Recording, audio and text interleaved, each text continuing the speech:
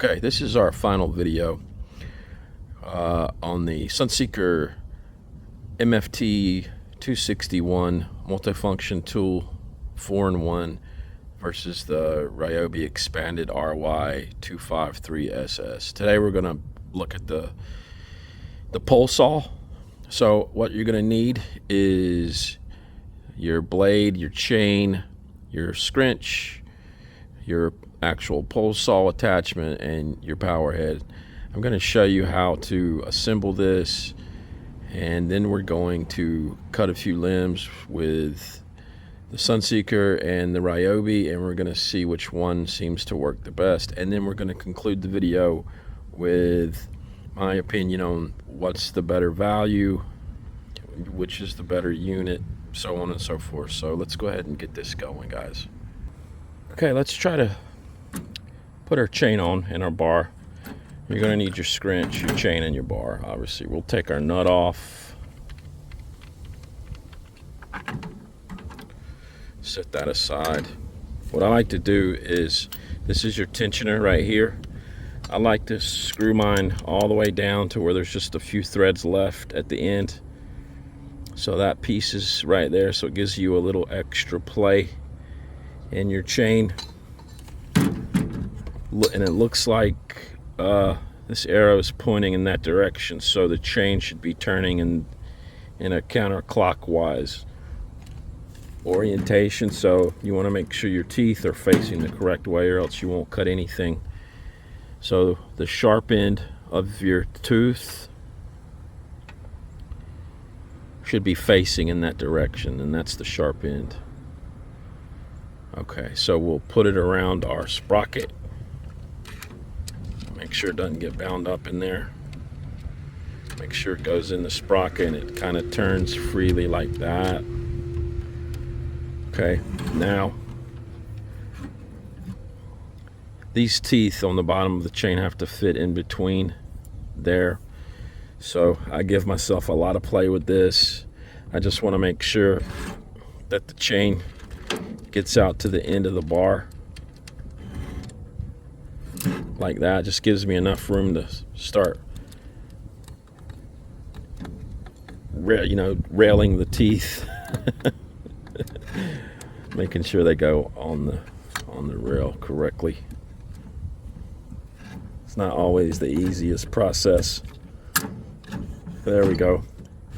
And as you can see right there, let me see if I can zoom in for you. Your tensioner's on there. So we'll just kind of make sure, hold it down, give it a pull. Make sure everything's running smoothly. The chain is in the rail on the top and the bottom.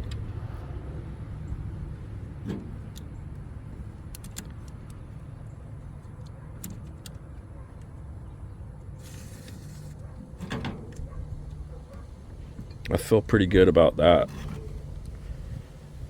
I'm going to try to hold it in place and put my cap back on there.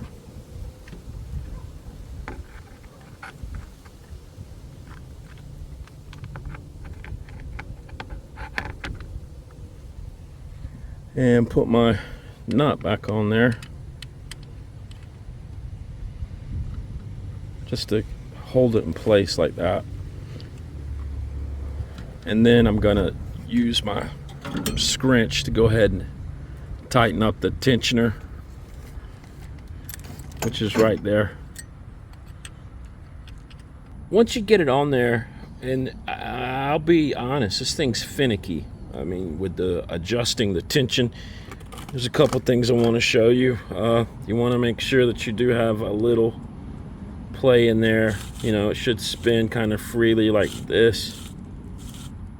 I don't know, the tension just does not seem, I don't know. We'll cut something with it and find out how it is.